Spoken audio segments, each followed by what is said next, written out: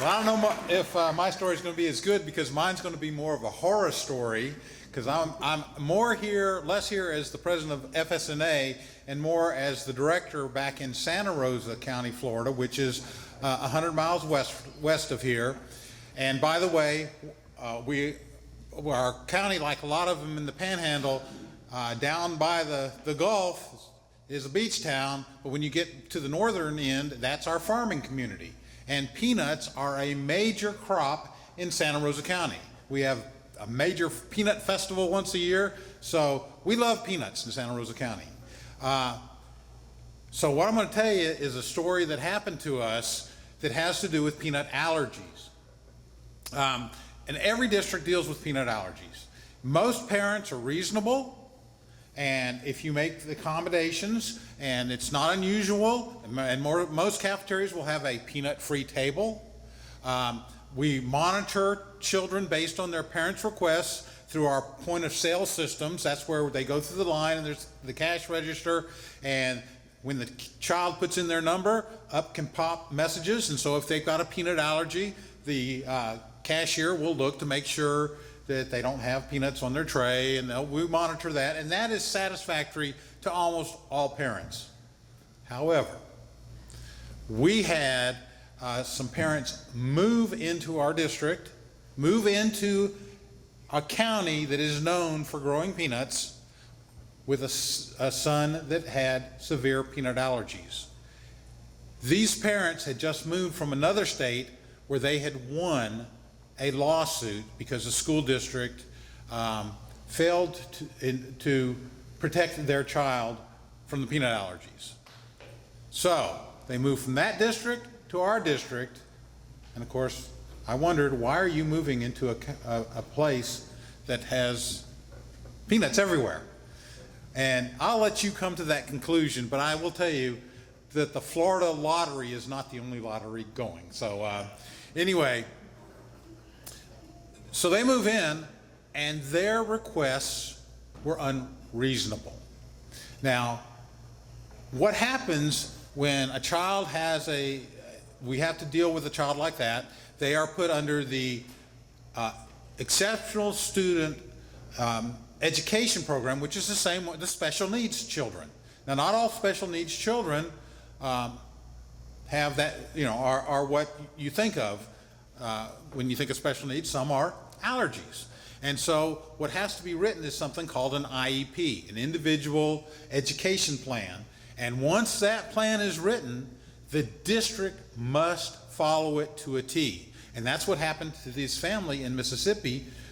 The district wrote a plan was written, both the district and the parents agreed to it, and the district couldn't follow it. I found out why. Because of the requirements that the requests of these parents were so unreasonable, and it was fortunate that we were able to get involved in enough time, because the people that really are involved in these IEPs are the exceptional education students, our department. They're not nutritionists. They don't understand what food service people do, and if they write that plan without us, they are burdening us with things, and in some cases, restrictions that we cannot follow. And that was where we were heading with this. The superintendent was involved, the ESE department was involved. They did contact us, and when they started telling me what kind of restrictions, I knew that we could not fulfill that. They were giving us things that were impossible to do, such as only buy from peanut-free plants, from peanut-free manufacturers. Well, I will tell you, that's when I learned that peanuts are in everything. It's not just buying peanuts and peanut butter. There's peanut oil. There's peanut everything. You look at a label on almost every product, and it lists peanut somewhere.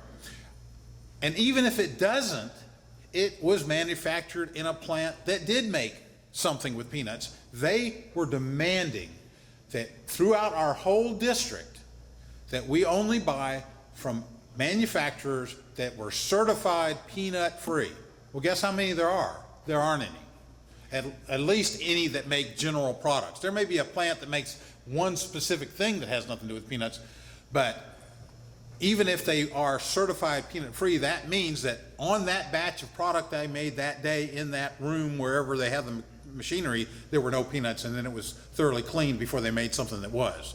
So they were asking for something that we could not do and buy the kind of food that we needed for our whole district. So I had to convince this to our superintendent, to our ESE department head, to those that were writing the IEP, and I didn't have enough knowledge. So, being in food service, I'd been to our Florida conference for many years, and I knew Ken because I would love going by Ken's booth because he had those free packets of peanuts. And so every time I'd go around the room, I'd grab me 2 or 3 packets and chat with him. And I know he would see me coming, then he'd just put out more peanuts so that because he knew I was going to grab them and throw them in my box. As a matter of fact, sometimes towards the end, he said, "Hey, Judd, I got this box left. You want them?" Yeah, I'll take them. So anyway, I knew him.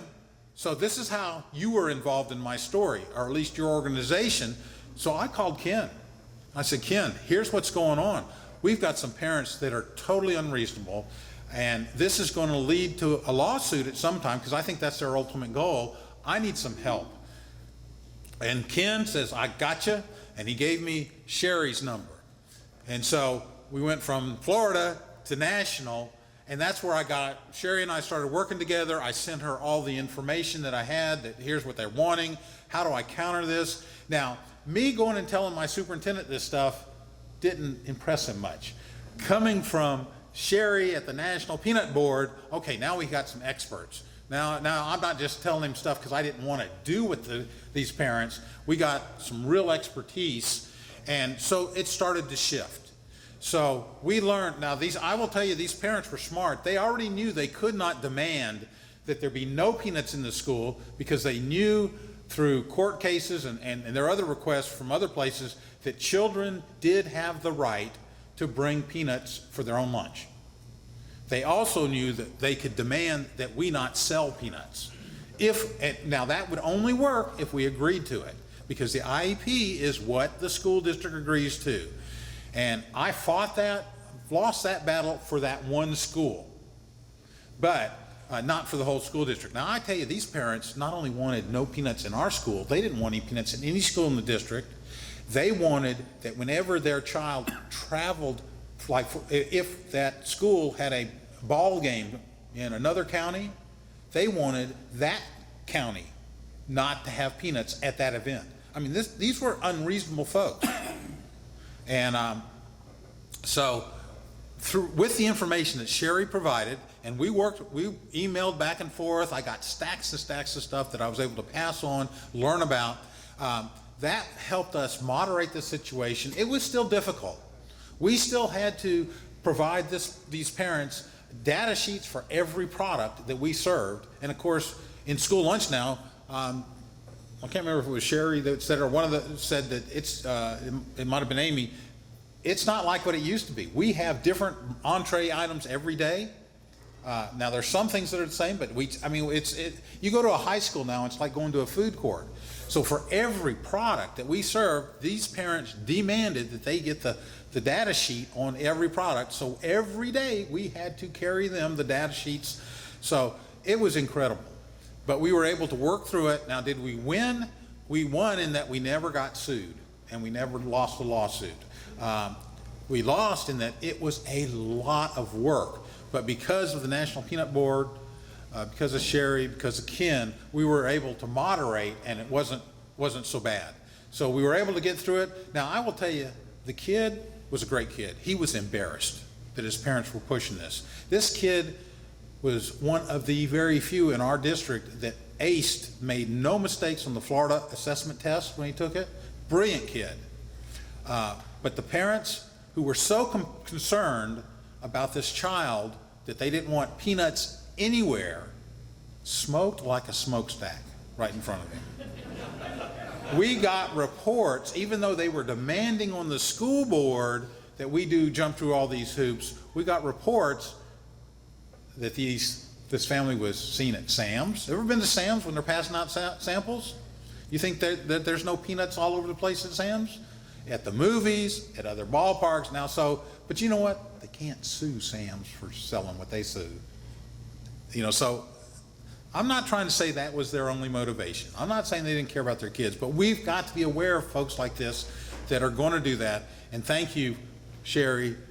Thank you, Ken, for being there for me, and thank for you guys for having such an organization that is so strong. Now, let me tell you how this could affect you locally. I wanted desperately to call the peanut farmers in Santa Rosa County. By the way, do we have any here? Santa Rosa? Okay, you guys need to reach out to my Santa Rosa friends and get them here next year. But anyway, and say, you guys need to be at the school board. You need to, what will happen if our district did like the Lee district years ago and said no peanuts? I will tell you what would have happened. Our school board members would have been voted out, but in Santa Rosa County. But I knew I couldn't do that because school boards are elected. It is a school district and a school board is a political organization, and I wasn't going to put my superintendent through that. But it would have been very helpful if I would have had somebody in the community that was on the board or was active, that I could have had. If I hadn't have known Ken, I don't know what I would have done. So be involved. Get to know your school board member. Some districts it's all the members represent the whole district. In some, there's only one that you have, but that would be the key person. Let them know you're a resource. Let them, and then I would say it's very important to get to know the exceptional student education director, because they're the ones that are the first ones that will know about peanut allergies, that they're students. They need to know what we're learning today, that it's just one of many allergies, and most kids, that it's not airborne. That it's not, that it's very rare for anything to happen at a school. And because what happens is this fear gets in and people do unreasonable things, like take peanuts off the menu. There was no reason we should have taken peanuts off the menu at that child's school. No reason, but we did. And it was because these parents got in and they were able to get that one piece in the IEP. So anyway, we were able to be successful. You can help in these kind of situations in your own hometown and your home district, and your organization is already involved. Has so many resources that can be drawn on for people that get in situations like I did. So it turned out great, and so that's my story. I hope you learned a little bit from it. I'm glad it's over. So and things turned out well. Are parents still in the district, or I do not know. This was quite a few years ago, and I will say the hardest part was at the middle school. When we went to the high school, we had to make adjustments, but by that time we were familiar with it. So a lot of this was the hardest case that we had ever had. The rest of them just weren't that big a deal. But he's graduated now, so whether they're still there, I don't know. One funny story that I want to tell you. Of course, I'd visit the school all the time, and I was in the principal's office at this middle school where peanuts were banned. Can't have peanuts on the school at all. And he happened to open his bottom drawer to get something, and I saw this familiar looking container.